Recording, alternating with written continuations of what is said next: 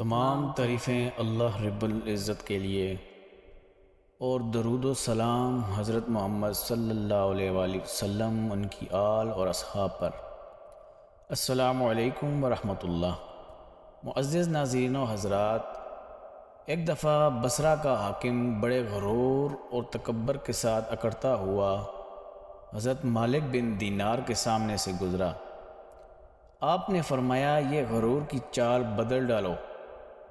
حاکم بصرہ کے خدام حضرت مالک کی طرف دوڑے کہ ان کو اس گستاخی کی سزا دیں، لیکن حاکم نے ان کو روک دیا اور خود حضرت مالک سے خطاب ہو کر کہنے لگا، معلوم ہوتا ہے کہ آپ مجھے پہچانتے نہیں ہیں۔ آپ رحمۃ اللہ تعالیٰ علیہ نے جواب دیا، میں تجھے خوب جانتا ہوں۔ آخر کیا شے ہے تو؟ تیرا آغاز پانی کا ایک بدبودار قطرہ اور تیرا انجام بدبودار جسم ہے، اور آغاز و انجام کا درمیانی وقفہ تیرے کام کرنے کا وقت ہے۔ اس دوران جیسا بوئے گا ویسا کاٹے گا۔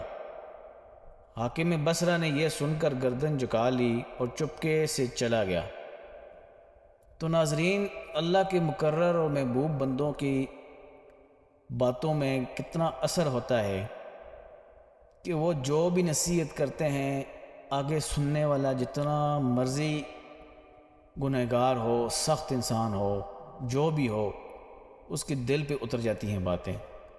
تو سبحان اللہ، حضرت مالک بن دینار رحمۃ اللہ علیہ نے کتنی پیاری نصیحت فرمائی۔